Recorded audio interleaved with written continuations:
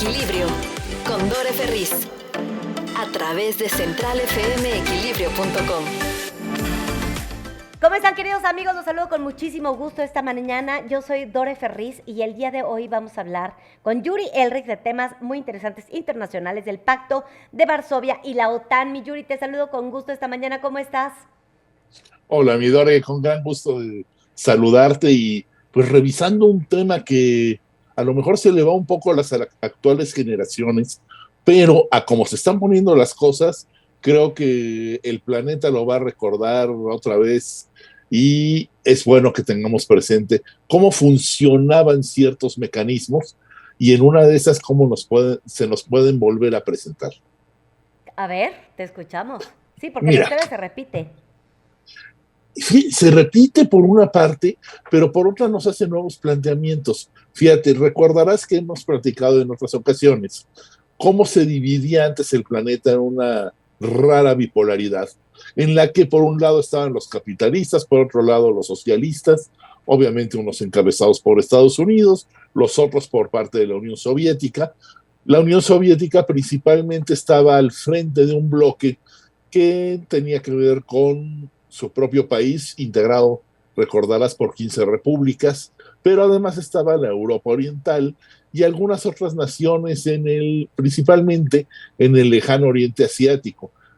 Pensamos, por ejemplo, en Vietnam, pensamos en Corea del Norte, China en alguna medida, pero recordarás que China siempre fue una nación un tanto distanciada de la Unión Soviética, precisamente, entre otras cosas, porque no se quería hacer ver como una nación sometida a otro país. Entonces, así funcionaba en ese entonces. Estados Unidos, pues ya sabemos que encabezaba este bloque de naciones occidentales desarrolladas, aclarémoslo, dentro de la Unión Europea, por ejemplo, por supuesto Canadá. Entonces, todos estos formaban la Organización del Tratado del Atlántico Norte, con sede en Bruselas. Y por otra parte estaba el Pacto de Varsovia, que bueno, le decían el Pacto de Varsovia, uno supondría con sede en Varsovia, pero bueno, todo el mundo sabía que la sede estaba en Moscú. Cuando se pierde la Guerra Fría por parte de los socialistas, entonces el Pacto de Varsovia se disuelve, acaba disolviéndose y todas estas naciones que formaban parte del eje de la cortina de hierro allá en la Europa Oriental empiezan a hacerle un guiño a Estados Unidos y a la OTAN y varias de ellas se empezaron a incorporar, obviamente no con el beneplácito de la Unión Soviética. Bueno, ya no era la Unión Soviética, era Rusia como heredera de la Unión Soviética en ese entonces. No tenían el beneplácito, pero Rusia tenía muchísimos problemas cuando se da esta disolución del eje soviético y primero tenían que resolver una crisis económica sin precedentes, que eran los tiempos de Boris Yeltsin, recordarás, Midori. Entonces era una época en la que incluso tenían que pedirle ayuda a Estados Unidos, cosa que no habrían pensado en otro momento de su historia, y así lo estaban viviendo. Pero cuando ya por ahí del año 2000 llega Vladimir Putin al poder, las cosas empezaron a cambiar.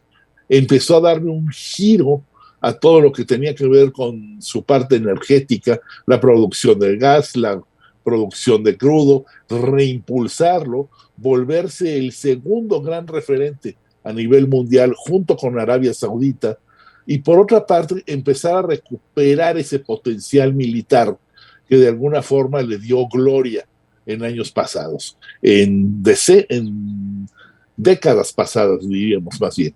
Entonces, imagínate todo este contraste, Midori, en estos momentos en que se está viviendo este problema con Ucrania, en que se están formando tropas rusas en la frontera de Rusia con Ucrania, precisamente reclamando que ese país en especial no forme parte de la Organización del Tratado del Atlántico Norte, entre otras cosas, porque tiene una buena parte del potencial nuclear que tenía la Unión Soviética. Es de las naciones herederas. Entonces, imagínate que todo esto que pertenecía a todo el antiguo bloque soviético, de pronto pase a manos de todo el bloque occidental. Esa es la gran preocupación, Pero, por otra parte, una cosa que está aquilatando a Rusia en estos momentos es que no tiene un bloque como tal, más que lo que pueda formar, o sea, por una parte ellos mismos, que tienen un ejército brutal, ni duda, pero por otra parte, acaban teniendo de aliado a China, que China, estarás de acuerdo, no es poca cosa, pero de alguna forma necesitan reconstituir algo que como bloque les permita hacer un frente más contundente hacia la organización del Tratado del Atlántico Norte, que por otra parte, Midore, dentro de sus miembros, principalmente de la Unión Europea, empiezan a tener cada vez más dudas de enfrentarse a Rusia, entre otras cosas porque, por una parte, el ponerle sanciones económicas a ese país implica perderlo como cliente de varios negocios que hacen de manera conjunta y que de alguna forma también les implicaría un daño económico a los propios europeos. Pero por otra parte está la cuestión de los energéticos, que si algo no le falta a Rusia son energéticos, y por otra parte Rusia es el gran proveedor de más de una tercera parte de todo lo que se recibe en materia de energéticos en Europa, principalmente la Unión Europea, Midore. Claro. Y hay que recordar algo que es bien importante. En estos momentos se le está extrañando mucho a Angela Merkel allá en Alemania, en general en toda Europa, por todo el liderazgo, esa gran mano izquierda que tenía para tratar las cosas, para abordar los diferentes problemas. Pero también recordemos algo que es bien importante. En algún momento del gobierno de Angela Merkel se empezó a dejar de usar la energía nuclear como base de Alemania, como base de todo lo que se proveía en materia principalmente de electricidad en Alemania. Entonces, ¿qué pasó con esto? Que con el tiempo se fueron haciendo cada vez más dependientes del gas de Rusia, y precisamente del gas de Rusia que llega a través de Ucrania, Midore.